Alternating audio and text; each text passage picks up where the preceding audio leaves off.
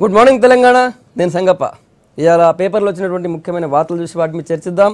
అన్ని పేపర్లో నిన్న హైదరాబాద్ రంగారెడ్డి జిల్లాలో బోనాల పండుగ జరిగింది. హైదరాబాద్లోని సింహవాణి అమ్మవారికి చాలామంది రాజకీయ ప్రముఖులు తర్వాత వేల సంఖ్యలో భక్తులు బోనంతో దర్శించుకున్నారు. దానికి సంబంధించిన వార్తని అన్ని పేపర్లు ఫోటోలతో సహా పబ్లిష్ చేసినాయి. ఇక రెండో వార్త చూసినట్టయితే కల్తీలు తర్వాత డ్రగ్స్ పూర్తిగా తెలంగాణ నుంచి తరిమి కొట్టాలని చెప్పి సీఎం కేసీఆర్ అధికారులకు ఆదేశించారు. నిన్న హై లెవెల్ రివ్యూ నిర్వహించారు. ఈ డ్రగ్స్ తర్వాత కల్తీలకు సంబంధించినటువంటి ఇన్వెస్టిగేషన్ మీద. ఇప్పుడు జరుగుతున్న ఇన్వెస్టిగేషన్ బాగానే ఉందని చెప్తూ ఇంకా వేగవంతం చేయాలని చెప్పారు. ఇందులో ఈ కేసుకు సంబంధించి ఇందులో క్యాబినెట్ మినిస్టర్ ఉన్న కూడా వదలొద్దు, ఎవరిని కూడా వదలొద్దు, చాలా కఠినంగా వ్యవహరించాలి. ఒక్కసారి తప్పు చేసిన వాళ్ళు మళ్ళోసారి అటు చూడాలంటే భయపడే విధంగా వేరే వాళ్ళు అటు చూడాలంటే భయపడే విధంగా అవసరమైతే చట్టాలను కూడా మార్చాల్సిన పరిస్థితి వస్తే మారుద్దామని చెప్పి సీఎం అన్నారు. ఆ వార్త కూడా ఒకటి ఇంకో మెయిన్ బ్యానర్గా ఉంది. ఇక మూడో వార్త చూసినట్టయితే ఈరోజు రాష్ట్రపతి ఎన్నిక ఉంది. ఇంకో 3 గంటలు సరిగ్గా 10 గంటలకి పోలింగ్ స్టార్ట్ అవుతుంది. నిన్న అన్ని రాజకీయ పార్టీలు ఆ పార్టీకి సంబంధించినటువంటి ఎమ్మెల్యేలకి నిన్న శిక్షణ ఇచ్చాయి. నిన్న టీఆర్ఎస్ కూడా తెలంగాణ భవన్లో ఎలక్షన్లో ఎట్లా ఓటేయాలి, పోలింగ్లో ఎట్లా ఓటేయాలని చెప్పి సీఎం కేసీఆర్ స్వయంగా వాళ్ళకి శిక్షణ ఇచ్చారు. తర్వాత మిగతా పార్టీలు కూడా అదేవిధంగా వాళ్ళకి సంబంధించిన ఎమ్మెల్యేలతో ఓటింగ్ పైన శిక్షణ ఇచ్చినారు, ట్రైనింగ్ ఇచ్చినారు. ఆ తర్వాత ఇంకొక వార్త ఉంది. దాని కంటిన్యూషన్లో ఎన్డీఏ ఉపరాష్ట్రపతి అభ్యర్థిగా కేంద్ర మంత్రి బీజేపీలో సీనియర్ నాయకుడు వెంకయ్యనాయుడు పేరు ప్రస్తావనకు వస్తుంది. అయితే తెర మీదకైతే వచ్చింది.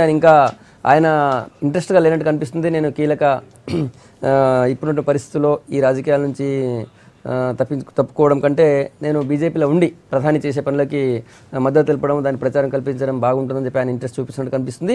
కానీ పార్టీ మాత్రం ఆయన పేరే దాదాపు ఖరారు చేసే అవకాశం ఉందని తెలుస్తుంది. ఈరోజు సాయంత్రం బీజేపీ పార్లమెంటరీ బోర్డు మీటింగ్ ఉంది. ఆ మీటింగ్లో ఆయన పేరును ఫైనల్ చేసే ఛాన్స్ ఉంది. అదొకటి. ఇంకోటి ప్రధానంగా ఉన్నటువంటి వార్త. తర్వాత ఇంకో వార్త చూసినట్టయితే ముందు నుంచి కూడా ప్రభుత్వం 24 గంటల కరెంట్ ఇస్తాం రైతులకు అని చెప్తుంది. అయితే ఈరోజు పైలట్ ప్రాజెక్టుగా ప్రయోగాత్మకంగా 24 గంటల కరెంట్ని మెదక్ జిల్లాలో స్టార్ట్ చేస్తున్నారు. ఈరోజు నుంచి మెదక్ జిల్లాలో 24 గంటల కరెంట్ ఇవ్వబోతున్నారు. దానికి సంబంధించిన వార్తని నమస్తే తెలంగాణ ప్రత్యేక కథనంగా తీసుకుంది. ఇవి ముఖ్యంగా ఉన్నటువంటి వార్తలు. ఇంకో 2-3 గంటల్లో రాష్ట్రపతికి సంబంధించినటువంటి పోలింగ్ జరగబోతుంది. ఆ తర్వాత ఉపరాష్ట్రపతి అభ్యర్థిగా వెంకయ్యనాయుడు పేరు, తెలుగు రాష్ట్రాలకు సంబంధించినటువంటి తెలుగువాడు, చాలా సీనియర్ నాయకుడు, ఆయన పేరు కూడా తెర మీదకి వచ్చింది. ఆ పాయింట్ తీసుకున్న ముందు మనతో చర్చలో కాంగ్రెస్ పార్టీ నుంచి సీనియర్ నాయకులు అధికార ప్రతినిధి అద్దంకి దయాకర్ గారు, తర్వాత టీఆర్ఎస్ నుంచి ఎమ్మెల్యే సోలిపేట రామలింగారెడ్డి గారు, బీజేపీ నుంచి శ్రీధర్ రెడ్డి గారు, సిపిఎం నుంచి జూలకంటి రంగారెడ్డి గారు మనతో ఉన్నారు. రంగారెడ్డి గారు, సరిగ్గా 10 గంటలకి రాష్ట్రపతి ఎన్నిక స్టార్ట్ అవుతుంది. ఆల్రెడీ విపక్షాల అభ్యర్థిగా ముఖ్యంగా కమ్యూనిస్ట్ పార్టీలు ప్రధానంగా ప్రస్తావించినటువంటి మీరా కుమార్ని యూపీఏ కూటమి పెట్టింది. ఎన్నిక దాదాపు కోవింద్ గెలుపు లాంఛనమే అంటున్నారు. అయితే ఇక్కడ ఉపరాష్ట్రపతి పేరు కూడా వెంకయ్యనాయుడు పేరు వచ్చింది. ఎట్లా ఉండే అవకాశం ఉంటుంది? రాష్ట్రపతి పదవి అనేటువంటిది అది పార్టీలకు అతీతంగానే కాంట్రవర్షన్ లేకుండా రాజ్యాంగ విలువలు కాపాడేటువంటి పద్ధతుల్లో, తర్వాత ఏంటంటే సెక్యులరిజము, వీటన్నిటిని కూడా జాగ్రత్తగా కాపాడేటువంటి స్థాయి, అటువంటి భావాలు, అటువంటి ఆలోచన ఉన్నటువంటి వాళ్ళని ఆ రకంగా సెలెక్ట్ చేయాలి. అప్పుడు ఇనాన్మస్ కూడా అందరూ కూడా అంగీకరించడానికి అవకాశం ఉండేది. ఎన్డీఏ తరఫున ముందు ఆ ప్రయత్నం చేశారు. మేము అందరికీ ఆమోదయోగ్యమైనటువంటి వ్యక్తిని మేము రాష్ట్రపతి అభ్యర్థిగా మేము ముందుకు తీసుకొస్తామని చెప్పి అందరితో మాట్లాడి మళ్ళీ వచ్చి మాట్లాడతామని చెప్పేసి వాళ్ళు ఏకపక్షంగానే నిర్ణయం తీసుకోవడం జరిగింది. ఇప్పుడు వాళ్ళు పెట్టినటువంటి అభ్యర్థి చూస్తే గత చరిత్ర మొత్తం కూడా ఆర్ఎస్ఎస్, తర్వాత ఏంటంటే కొన్ని మతపరమైనటువంటి తర్వాత ఏంటంటే ప్రకటనలు, కొన్ని మతాలకు సంబంధించిన వాళ్ళ యొక్క మనసు గాయపడేటువంటి పద్ధతుల్లో కూడా ప్రకటనలు చేయటం అనేది జరిగింది.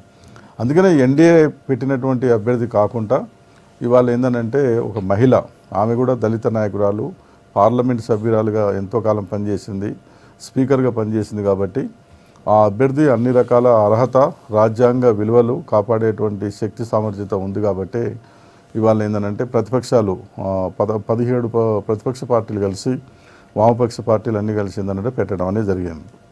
అందుకనే ఇవాళ ప్రత్యేకంగా ఏంటంటే దేశంలో ఉన్నటువంటి ప్రజాస్వామ్యవాదులు కానీ, సెక్యులరిజము, తర్వాత రాజ్యాంగ విలువలు కాపాడాలి అని చెప్పి ఆలోచన చేసే వాళ్ళందరూ కూడా ఆమెకు ఓటేసి గెలిపిస్తే అది గౌరవంగా ఉంటుంది. అట్లాగనే ఉపరాష్ట్రపతి విషయంలో కూడా వాళ్ళు పోయినసారి మొన్ననే రాష్ట్రపతి విషయంలో ఏకపక్షంగా నిర్ణయం తీసుకున్నారు కాబట్టి 18 ప్రతిపక్షాలన్నీ కలిసి కూడా గాంధీ గారి యొక్క మనవన్ని, ఆయన చాలా గొప్ప మేధావి, రాష్ట్రపతి దగ్గర ప్రధాన కార్యదర్శిగా పనిచేసిండు, విదేశాల్లో పనిచేశాడు, మన దేశం తరఫున ఎంతో అనుభవం, నిజాయితీపరుడు, చరిత్ర ఉన్న కుటుంబం నుంచి వచ్చినాడు కాబట్టి ఉపరాష్ట్రపతిగా ఆయనని పెట్టడం అనేది జరిగింది.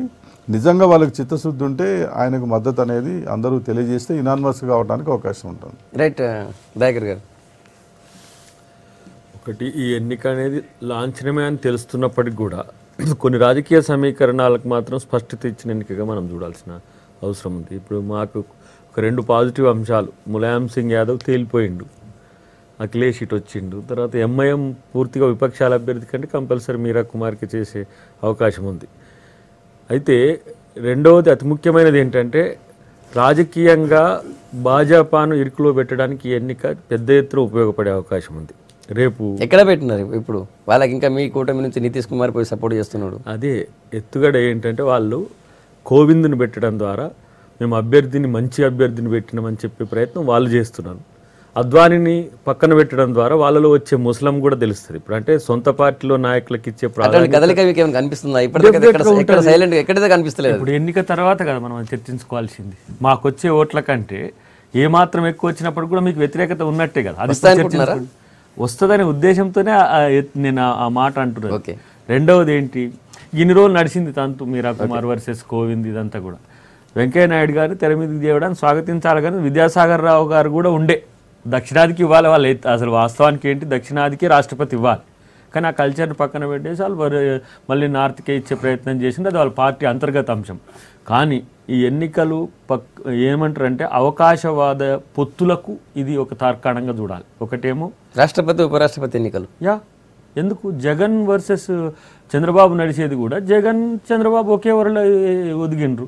ఇక్కడ కేసీఆర్ కూడా పూర్తిగా భాజపా వైపు మారినట్టుగా మనకు కనబడుతున్నది. ఆయన ఇంతకుముందు ఒక న్యూట్రల్ శక్తిగా ఉన్న వ్యక్తి కాస్త భాజపాకు తల ఒగ్గినట్టుగా మనకు కనబడుతుంది. మీకు ఒక మమతా బెనర్జీ కాంగ్రెస్ పాలిత ప్రాంతాలు, తర్వాత ఢిల్లీ కేజ్రీవాల్ తప్పితే పూర్తిగా ఈడీ నోటీసులతోనూ రాజకీయ ప్రకంపనలు వస్తాయనో ఏదో ఒక రకంగా భయపెట్టి ఈరోజు వాళ్ళను అటువైపు గుంజుకున్న సంగతి మనం చూస్తున్నాం. సరే, వాళ్ళకు మేజర్గా 13-14 స్టేట్స్ ఉన్నప్పటికీ కూడా ఒక భయం, వాళ్ళలో అభద్రత మనకు ఇన్ని రోజులు కనిపించిన పరిస్థితి ఉన్నది. ఎందుకు? కేవలం కోవింద్ని పెట్టడం ద్వారా. ఇప్పుడు భవిష్యత్తు ఎట్లా ఉంటుందనే విషయాన్ని పక్కన పెడితే కోవింద్తో మాత్రం రాజకీయంగా అభ్యర్థిని వాళ్ళు గెలిపించుకోగలుగుతారు, కానీ రాజకీయంగా వాళ్ళు ఓడిపోతున్నట్టుగా నాకు భావం. రైట్. రామలింగారెడ్డి గారు, ఎలక్షన్ స్టార్ట్ అవుతుంది, వాళ్ళని ట్రైనింగ్ ఇచ్చినారు, కోవింద్ పూర్తి మద్దతు తెలిపినారు మీ వాళ్ళు. వెంకయ్యనాయుడు విషయంలో ఏం చేసే అవకాశం ఉంటుంది ఒకవేళ వెంకయ్యనాయుడు పేరు ప్రస్తావిస్తే?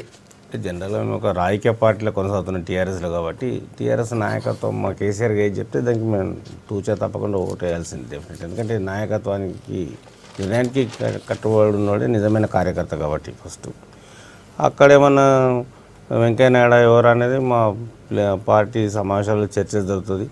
అంతిమంగా మా పార్టీ చీఫ్ కమాండర్ కేసీఆర్ గారి నిర్ణయానికి అందరం కట్టుబడి ఉంటాం. వాస్తవంగా భారత రాజ్యాంగం ప్రకారం ఒక రాష్ట్రపతికి పోటీ చేసే వ్యక్తి కానీ, ఒక గవర్నర్ కానీ, ఒక స్పీకర్ కానీ, ఎవరు కానీ వాళ్ళన్ని రాజకీయాలకి వచ్చి 6 నిమిషం రాజీనామా చేసి పార్టీలకు రాజీనామా చేయగానే వాళ్ళ ఆలోచన విధానం మారుతాను నేను అనుకోను. వాస్తవంగా పర్సనల్గా అది వ్యవస్థ అట్లుంది, ఇది రాజ్యాంగం ఎట్లుంది. ఇప్పుడు స్పీకర్ను మనం రిజైన్ చేపిస్తాం, రిజైన్ చేసి రాజకీయాలకు అతీతంగా దూరంగా ఉంటుండే అతను స్పీకర్. అదే మాదిరిగా రాష్ట్రపతి పోటీ చేసిన వాళ్ళు నిన్నదాకా రాజకీయాలలో ఉన్న వాళ్ళు ఏ పార్టీ అయినా కానీ, మీరా కుమార్ గారు కాంగ్రెస్ మనిషి, అట్లనే మీరా కుమార్ గారు కాంగ్రెస్ మనిషి, ఆమె కాంగ్రెస్ పార్టీకి రాజీనామా చేయగానే కాంగ్రెస్ పాలిటిక్స్కు దూరం ఉంటుంది ఆమె. అంటే ఇంటర్నల్గా ఏదో రకంగా సపోర్ట్ చేస్తారు. దయాకర్ గారు మాటలని అందరు తలొగ్గి భయపడి ఏదో ఈడీ కేసులు ఏదో కేసులు అన్నారు, అట్లాంటి దానికి భయపడి అందరు కూడా భాజపాకి లొంగినారు, బీజేపీకి లొంగినారా అంటున్నారు. ఆయన మీరు ఎట్లా లొంగినారా? అంటే జనరల్గా ఓడిపోయే వాళ్ళు ఏదైనా మాట్లాడుతుంటారు, వాళ్ళు కొంచెం అసహనంలో ఉంటారు కాబట్టి వాళ్ళని అర్థం చేసుకోవాలి. మనం గెలవబోతున్నాం రాష్ట్రపతి ఎలక్షన్లే కాబట్టి మేము వాళ్ళని అర్థం చేసుకోవాలి. ఓడిపోయే వాళ్ళు ఫ్రస్ట్రేషన్ అంటే మాత్రం మీకు కోవింద్ ఎక్కువైపోయిందనే తెలంగాణ ప్రజలకు తెలిసిందే. కమిట్మెంట్ గల కార్యకర్తలు, మా పార్టీ డిసిషన్ కు మేము కట్టుబడి ఉండాలి. తెలంగాణ కొరకు ఉద్యమం కోవింద్ బిల్లు పెట్టడానికి ఒక్క నిమిషానికి అట్లా అట్లా మనం విడమర్చి మాట్లాడితే విమర్శించండి. స్పీకర్ గారు ఏ రకంగా నీకు మానసికంగానా భారత ప్రజాస్వామ్య వ్యవస్థలో భారత పార్లమెంటరీ వ్యవస్థలో ఏ స్పీకర్ కూడా అప్పుడు కొనసాగుతున్న ప్రభుత్వాన్ని కాదని బిల్ కాదు ఒక సభ్యునికి కూడా మా అసెంబ్లీలో కూడా మాట్లాడే అవకాశం రాదు. అట్లా కాంగ్రెస్ పార్టీకి ఇవ్వాలి మీరు. భారతీయ జనతా పార్టీ కూడా మద్దతు ఇచ్చింది. మరి భారతీయ జనతా పార్టీ మద్దతు ఇచ్చింది. ఆంధ్రప్రదేశ్ కూడా ఒక మదర్ లెక్క అందరూ భావించారు మేము మాట్లాడిన మాట.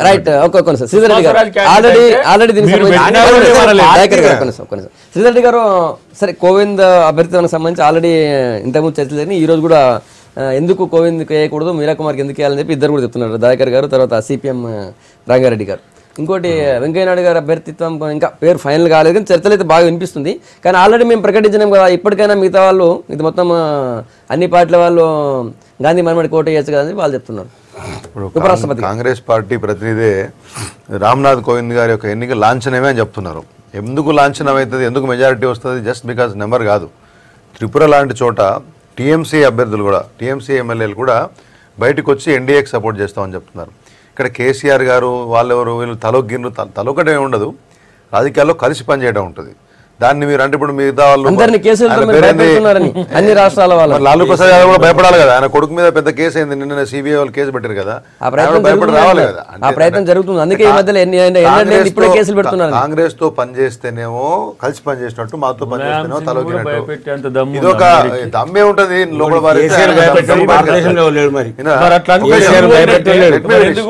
రాజకీయ నిర్ణయం అది,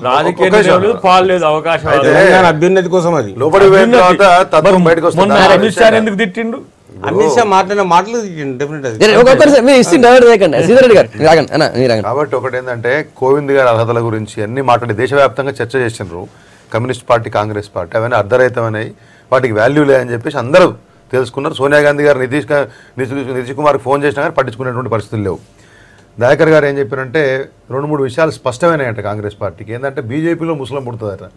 నాయన మా ముస్లిం గురించి గిస్లం గురించి నీకెందుకు, ఒక్కటే అందరికి స్పష్టమైంది. రాజకీయం వ్యవహారం ఒక్క విషయం ఏంటంటే నేను చెప్తాను, let me finish. Rahul Gandhi గురించి మీరు పర్సనల్ గా మాట్లాడే దమ్ము అద్వానీ గురించి ఎందుకు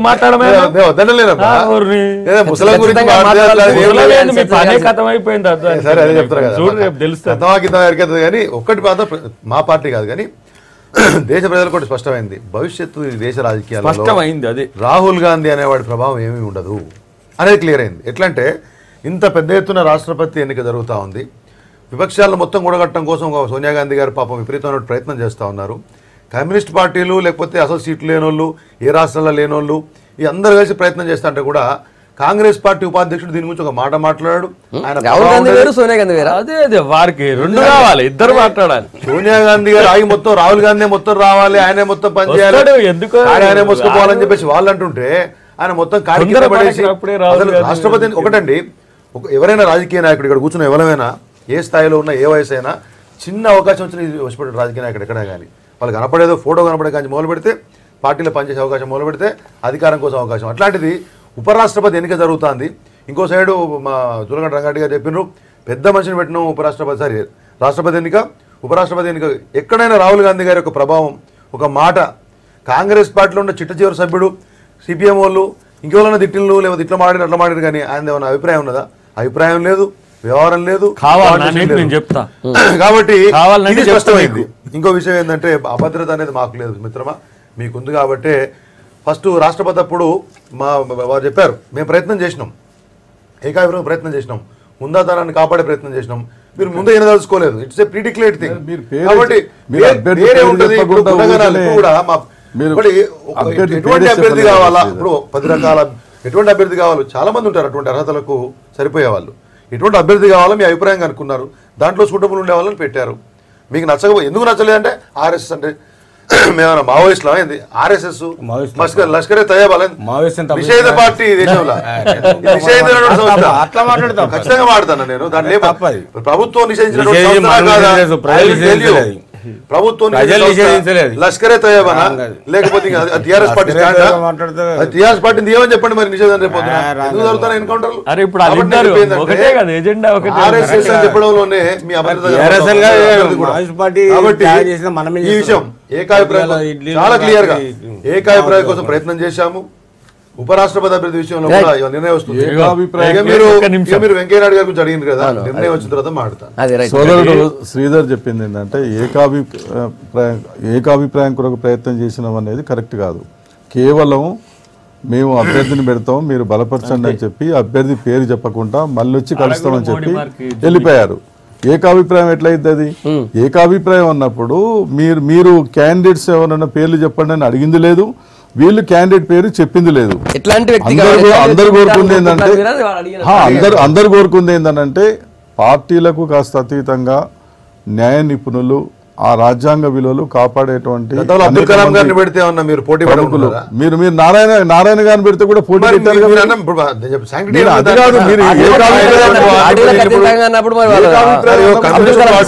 మమ్మల్ని వ్యతిరేకిస్తాయి, మేము ఖచ్చితంగా వ్యతిరేకిస్తాము. బట్ ప్రభుత్వంలో ఉన్న వ్యక్తులు ప్రయత్నం చేసినారు. రాష్ట్రపతిని పార్టీలకు వస్తారు, రాజకీయాలు ఉండవు కదా, రాష్ట్రపతి కొరకు రాజకీయాలు. మీరు ప్రశ్నిస్తున్నప్పుడు మేమేమంటాం, మీరు ఏకాభిప్రాయం కొరకు ప్రయత్నించిండ్రు కానీ అభ్యర్థిని పెట్టకుండా ప్రయత్నించడం వల్ల వచ్చిన కన్జెషన్ ఇది. దాంట్లో రాజకీయాలు ఎంటర్ అయినాయి, కంపల్సరీ మేము మీరా కుమార్ని పెట్టినాం. కానీ ఒకటి దీంతో నేను అసలు స్ట్రైట్ టు ది పాయింట్ ఏంటంటే, మీరు మీ రాజకీయ పార్టీల్లో ఉండేటోళ్ళకి ఎలాంటి ప్రాధాన్యత ఇస్తారో తెలిసిపోయింది. దీనికి జనానికి రాహుల్ గాంధీ ఏం చేసిండు, సోనియా గాంధీ ఏం చేసిండు పక్కన ఎగ్జాంపుల్ చెప్తే శ్రీధర్ రెడ్డికి అర్థమవుతుంది. శ్రీధర్ రెడ్డి ఒక 10 సంవత్సరాల నుంచి బీజేపీ పార్టీలో పనిచేస్తాడు. మొన్నోడెవడో వస్తాడు, వానికి తీసుకుపోయి మంచిగా ఎమ్మెల్యే సీటో నామినేటెడ్ పోస్టో ఇస్తే అప్పుడు శ్రీధర్ రెడ్డికి వచ్చే బాధ అద్వానికి ఉండే తెలుసు. అసలు మీరు ఎవరు, మోడీ ఎవరు, అమిత్ షా ఎవరు అద్వాని కింద? అలాంటి ఒక రాజకీయ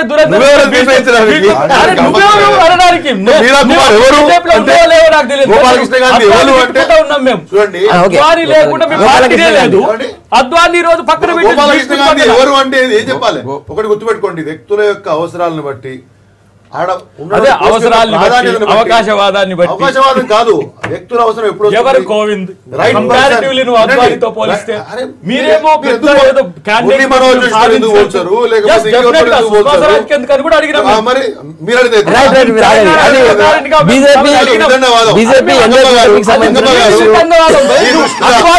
ఇష్టం లేదా?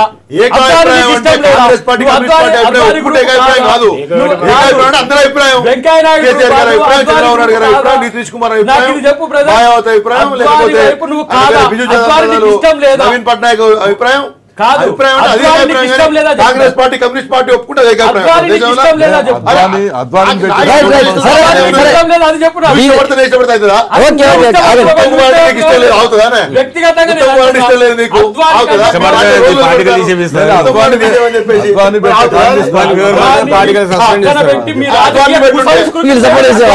కాంగ్రెస్ పార్టీ ఊకునా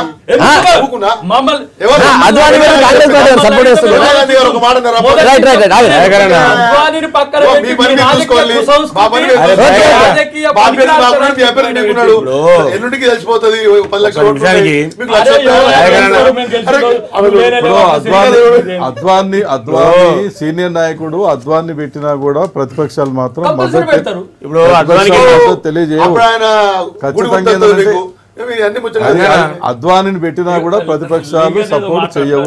అద్వానికి ఫేవర్ గా శ్రీధర్ రెడ్డి అన్నతో మాట్లాడిపించి ఆయన పార్టీకి సస్పెండ్ చేపిస్తారు.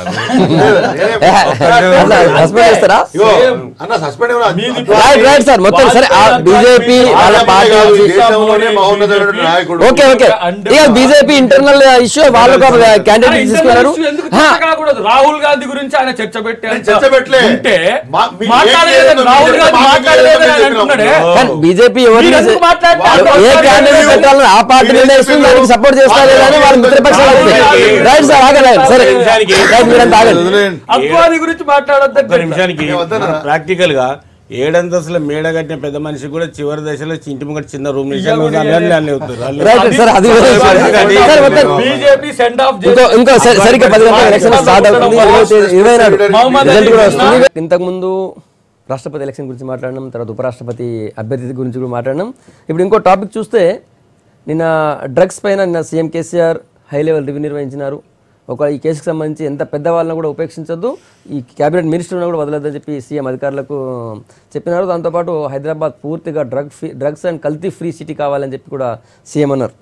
ముందు రంగారెడ్డి గారు, ఇంతకుముందు డ్రగ్స్ అంటే ఎక్కడనో సింగపూర్, మలేషియా గురించి ఆలోచించాలో, మన ఇండియాకి వచ్చినట్టయితే పంజాబ్ తర్వాత గోవా గురించి మాట్లాడేవాళ్ళు, ఎంతో ముంబై. ఇప్పుడు అది మన దాకా వచ్చేసింది.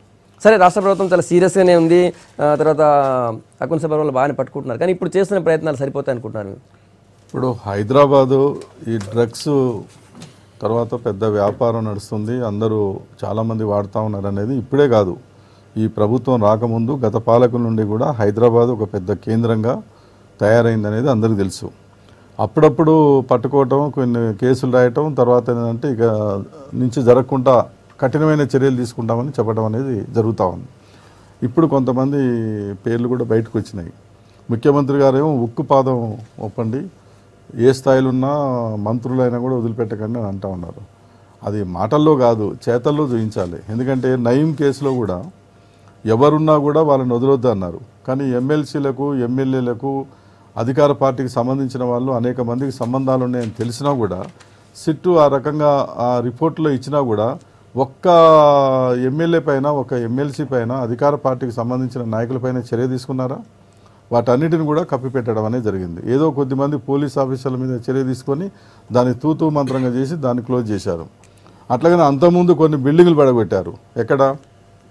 మన హైదరాబాద్లో పెద్ద ఎత్తున క్లీనర్లు పెట్టి, అది పెట్టి, ఇది పెట్టి ఇచ్చిందనంటే మొత్తం ఎంత పెద్దవాళ్ళైనా, ఎంత పెద్ద బిల్డింగ్ అది 2-3 రోజులు చేశారు, దాన్ని వదిలేశారు. కాబట్టి ఏంటంటే మాటల్లో చూపించాలి. ఇప్పుడు ఇసుక మాఫియా ఉంది, తర్వాత ఏంటంటే కల్తీ సరుకులు, ఇవన్నీ ఉన్నాయి. ఇవన్నీ ముఖ్యమంత్రి గారు మాటల ద్వారా పెద్ద పెద్ద మాటలని, తర్వాత ఏంటంటే ఆచరణకు వచ్చేసరికి ఏంటంటే కొన్ని పేర్లే బయట పెట్టడం, తర్వాత కొంతమందిని బయటకు చూపించడం, మిగతా ఇప్పుడు మాటల్లో కాదు. అందుకనే అనేది మాటల్లో కాకుండా చేతల్లో చూపించాలి.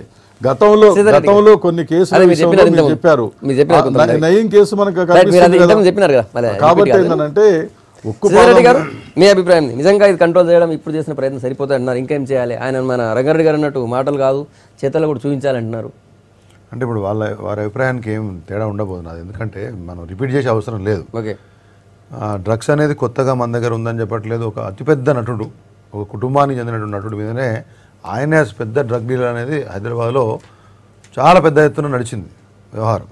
సమాచారం అనేది బయట బాగా డ్రగ్స్ గురించి మాట్లాడినప్పుడల్లా కొన్ని పెద్ద స్కూల్స్ మన పేరు వచ్చిన వాటిల్లో వాళ్ళని బదనాం చేసే ఉద్దేశం కాదు, కానీ వాటిల్లో నాట్ ఓన్లీ డ్రగ్స్, వివిధ రకాలటువంటి బియాండ్ అవర్ కల్చర్ ముందుకు పోతున్నటువంటి పద్ధతులు ఉన్నాయని చెప్పేసి కూడా మనం అనుకున్నప్పుడు యజమాన్యాలు వాటి మీద దృష్టి పెట్టే పరిస్థితులు లేవు. వాటి మీద ఇప్పుడు బేసిక్గా ఏంటంటే ప్రభుత్వము ఇంత దూరం వచ్చిన తర్వాత వాళ్ళ పేర్లు ఎందుకు బయటపడరో అర్థం కాలే. సినిమా నటులు అనగానే వాళ్ళంతా ఏమన్నా భూమి నుంచి దిగొచ్చినారు, లేకపోతే ఈ ప్రపంచమే లేదని చెప్పేసి మాట్లాడేటువంటి పద్ధతిగా వాళ్ళ పేర్లు. నేను అడిగాను మన పోలీస్ అధికారిని, ఎందుకన్నా పేర్లు బయటపెడతలేరంటే వాళ్ళ ఇమేజ్ దెబ్బతింటే ఉద్దేశం. ఇమేజ్ ఏంది అంటే వ్యాపారం చేసే వాళ్ళైతే వ్యాపారం ఏంది, మన బయట V6 రోడ్ అవతల ఉన్నటువంటి టిఫిన్ సెంటర్ కూడా మంచి పూరి చేసిన అనుకోండి, వాడికి కూడా ఒక పూరి మేకర్ ఇమేజ్ ఉంటుంది. వాడిని పట్టుకుంటే దెబ్బతినదా ఇమేజ్? వ్యాపారం బంద్ కదా. వీళ్ళ వ్యాపారం చేసే వాళ్ళు ఖచ్చితంగా పట్టుకోవాల్సిందే. ఏమంటున్నా, వ్యాపారం చేసేవాడు ఒకడు, కన్జంప్షన్ అనేది కూడా ఇక్కడ నేరం బేసికలీ. కాకపోతే కొన్ని చట్టాలు వాళ్ళ దగ్గర పొసెషన్ ఉన్నప్పుడే మీరు పట్టుకోవాలా. అయితే ఒక బీరో విసుకు తాగుతానో బయటికి పోతే ఉఫాను ఉదంగానే పట్టుకుంటానో కేసు పెడతారు, పేపర్లలో వేస్తారు, జస్టిస్ దగ్గర జడ్జి. మరి దీన్ని ఎందుకు కన్జంప్షన్ ఉన్నప్పుడు డ్రగ్ అనేది more dangerous and more powerful to culminate person. అదెందుకు మరి కేసులు పెట్టేటువంటి సంస్కృతి చట్టాలు లేవు? నిన్న సీఎం గారు అన్నట్టు చట్టాలు మారాలా, కానీ పేర్లు చెప్పడంతో ముఖ్యమంత్రి స్థాయి వ్యక్తులు కూడా చెప్పిన తర్వాత గతంలో వీరు అన్నట్టు నయీం కేసు కావచ్చు, మియాపూర్ భూకుంభకోణం కావచ్చు, వివిధ రకాల మన జూబ్లీస్ అదేంది మన పోర్టుగా కూలిపోయినప్పుడు దాంట్లో మంచి చెడు ఏమైందో నాకు తెలియదు, కానీ తర్వాత సమాచారం బయటికి రాలేదు. ఒక నటుడి ఫంక్షన్ హాల్ సంబంధించినటువంటి FTL కేసు అయి ఉండొచ్చు. ఇవన్నీ ఇట్లొచ్చి అట్లా పోతాయి. రైట్, ఆ స్థాయి వ్యక్తులు మాట్లాడిన తర్వాత కూడా ఏం కాదనేటువంటి ఒక అపప్రద ప్రజల్లో నెలకొని ఉన్నటువంటి అవకాశం ఉన్నది. ఇది కూడా ఇట్లనే అయిందనుకోండి, ఒక లాజికల్ కంక్లూజన్ రాకుండా దీన్ని వేర్ల అంటే కాకపోతే ఓ పోటీగా కూలిపోయింది మళ్ళీ కట్టిండ్రు అది వేరే ఒక నిమిషం అండి.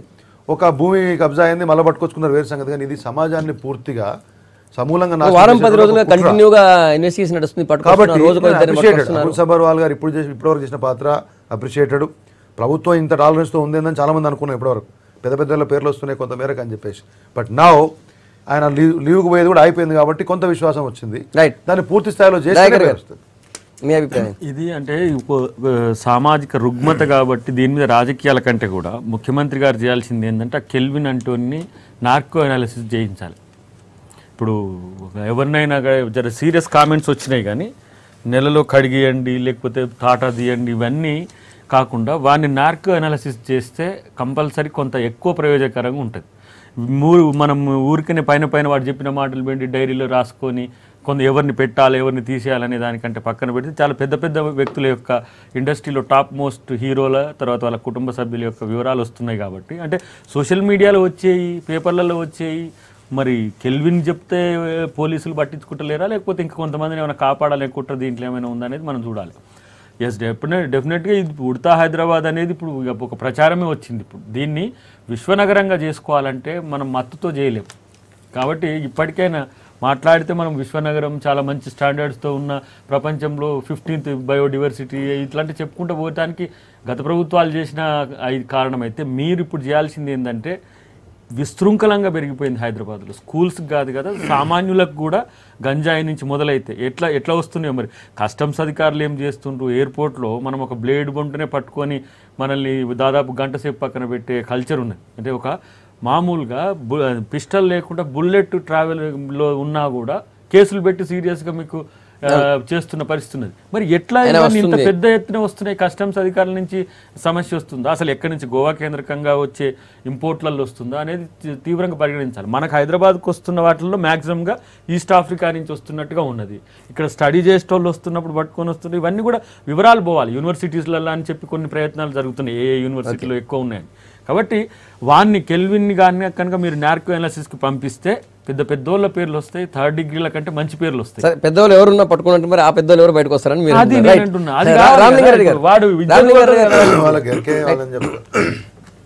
హైదరాబాద్ అంటే మొత్తం తెలంగాణలోని డ్రగ్స్ మొత్తం వదిలించడానికి ప్రభుత్వం చిత్తశుద్ధితో ఉంది. వస్తారు ప్రభుత్వం ఆలోచనతో ఉంది కాబట్టి ఇవన్నీ విషయాలు బయటకు వచ్చింది లేకుండా బయటకు వచ్చేటి కావు. ముఖ్యమంత్రి గారు కూడా వాస్తవంగా డెఫినెట్లీ ఎవడెవడైతే దాంట్లో ఉంటాడో వాళ్ళందరినీ బయట తీయాలి డెఫినెట్ కోర్టు ముందుకు ఈడ్చాలనే ఉద్దేశంతో ఉన్నాడు. దాని సీరియస్ కసరత్తు నడుస్తుంది. సెలవులో వెళ్ళిన అకుల్ సబర్వాల్ను కూడా వెనక్కు తెప్పించారని ఒకసారి ఆలోచించాలి. ఇంట్లో రాజకీయాలు ఏం లేవు ఇంట్లో వాస్తవంగా. డెఫినెట్ మనం కాంగ్రెస్ కావచ్చు భారతీయ జనతా పార్టీ కావచ్చు సిపిఐ కావచ్చు ఎవరైనా సరే వీళ్ళందరూ కాకుండా కామన్ సిటిజన్స్ కావచ్చు మీ దగ్గర ఇన్ఫర్మేషన్ కూడా మీరు ప్రభుత్వానికి తెలియజేస్తే డెఫినెట్ వాళ్ళు మీరు యాక్షన్ తీసుకోకుంటే మీరు మాట్లాడాలి. నార్కో అనాలిసిస్ చేస్తారని చేయకమని చెప్పలే వాస్తవంగా. మీరు కూడా మీరు డిమాండ్ కరెక్ట్ నేను ఒప్పుకుంటా. దాన్ని ఒకసారి దానికి సంబంధించిన అంశాన్ని పరిశీలిస్తున్న అకుల్ సబర్వాల్ దగ్గరికి వెళ్ళి మీరు కూడా ఒక రిప్రజెంటేషన్ ఇవ్వండి. మీరు కూడా రిప్రజెంటేషన్ ఇస్తేనే చేస్తారా? అదే అట్లా కాదు ఒక అభిప్రాయం ఒక ఇన్వెస్టిగేషన్ జరుగుతుంది ఇట్లా వేసి ఇంకా మంచి రిజల్ట్ పెడతానేమో సుమోటో కేసులు పెడతారు ఇట్లా డ్రగ్స్ కేసులను మన అప్లికేషన్ ఇవ్వాలంట ఎట్లా మీరు నువ్వు బీజేపీ మీకు ఏమాత్రం విమానం మీరు మాట్లాడదు మీద అవకాశ పార్టీ ఒక గంట సేపు మాట్లాడకూడదు కనీసం టీఆర్ఎస్ లో ఉండి మావోయిస్టులు రైట్ మాట్లాడుతున్నావు నువ్వు అవకాశం మాది అవకాశం ఒకటి మీరు గౌరవం ఇచ్చి మాట్లాడితే బీజేపీ అంటే మీకు వ్యతిరేకత ఉంటే కొద్దిగా మాట్లాడండి. మీ మూలాలు మాకు తెలుసు మీ మూలాలు కూడా మాకు డెఫినెట్ మీ మూలాలు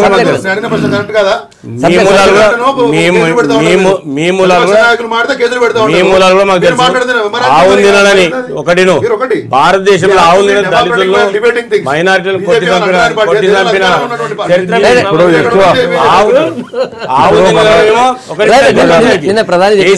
మాట్లాడుతున్నారు.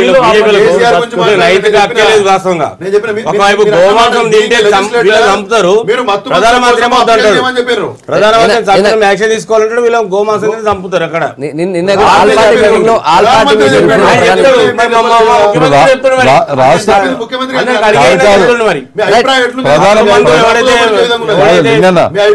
ప్రధానమంత్రి కాదు శ్రీధర్ రెడ్డి గారు రైట్ సార్, శ్రీధర్ రెడ్డి గారు ఒక విషయం చెప్పాలి. ఈ డ్రగ్స్ విషయానికి వచ్చినట్టయితే సరే, రాష్ట్రంలో దాదాపు ఇది గోవా, ముంబై, తర్వాత ఢిల్లీ, పంజాబ్, ఒక ఉడతా పంజాబ్ అని పేరే వచ్చేసింది. అటు నుంచి ఇక్కడికి వస్తుందంటే మొత్తం దేశానికి ఎట్లా ఎంటర్ అవుతుంది? అది ఇక్కడ తయారైంది కాదు, దాదాపు మీరు అన్నట్టు ఈస్ట్ ఆఫ్రికా నుంచో లేకపోతే వేరే కంట్రీస్ నుంచి వస్తుంది. దేశానికి ఎట్లా వస్తుంది అది ఒక పెద్దది. మన జీవితం కూడా అంటుంది, అరే అమ్మ ఎట్లా వస్తుంది, హైదరాబాద్ ఎట్లా అమ్ముతున్నారు, వాళ్ళని పట్టుకోండి ముందు, ఈ దాకా ఎట్లా వచ్చింది అంటున్నారు అందరు. ఇప్పుడు ఒకటి సప్లైస్ అనేది ఇప్పటి నుంచి లేవని చెప్తున్నాం కదా మనము, ఫర్ ఏ లాంగ్ పీరియడ్ అవి ఉన్నాయి. దొంగతనం చేసేవాడు 100 మార్గాలు ఎన్నుకుంటాడు. ఇప్పుడు ఆ బెంగళూరు పరప్పన అగ్రహార జైల్లో శనక్కాయలలో గంజాయి పెట్టి శనక్కాయలు ప్యాక్ చేసి ఇచ్చినట్ట.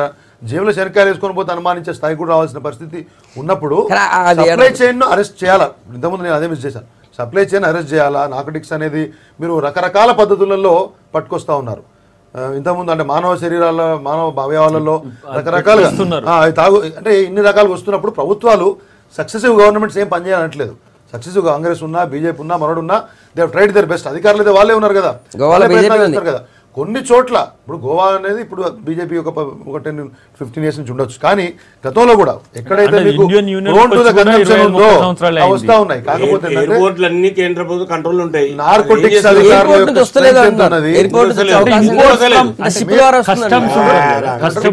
షిప్ కూడా ఎవరు కంట్రోల్ చేయాలి. ఒకటి ఒక కేంద్ర ప్రభుత్వమే కాదు, అదే అధికారులు పనిచేస్తూ ఉంటారు. సప్లై చైన్లలో కుమ్మకైన అధికారులు లేకపోతే ఈ మాత్రం దూరం రాదు. మనం నిన్న చూసినాం, ఆర్టీసీ బస్సు కింద పెట్టి గంజాయి పట్టుకొని పోతున్నారు. అంటే దొంగలు రకరకాల మార్గాలు ఎంచుకున్నాడు. ప్రభుత్వాల బీజేపీని, ప్రభుత్వాలను, రాజకీయం అయితే కాదు, చాలా తక్కువ. అట్లంటే ఎక్కువ కాలం ఇది కానే కాదు. ఇది పూర్తిగా social responsibility of the people and parties and governments. ఇది పెరుగుతున్న అంటే గంజాయి నిషేధం కానప్పటి నుంచి గంజాయి సప్లై ఉంది ఇక్కడ. మీకు ఈస్ట్ ఆఫ్రికా నుంచి వచ్చే అన్ని డ్రగ్స్ కూడా మనం భారత యూనియన్ ఏర్పడడానికి వచ్చిన చట్టాలు 70 సంవత్సరాల క్రితమే, కానీ 100 సంవత్సరాల నుంచి ఇంపోర్ట్స్ ఉన్నాయి. ఆ సిస్టమ్స్ను మనం కస్టమ్స్తో కొంచెం కొట్టేయాల్సిన అవసరం పెరిగిందని. ఎందుకంటే కామన్ ఒక సెలబ్రిటీస్ నుంచి అది ఏమైంది, కామన్ మెన్కి రీచ్ అయింది. పిల్లలకు 12 years 14 years దానికి వచ్చింది. గవర్నమెంట్ ఎలిమినేట్ చేయాలి.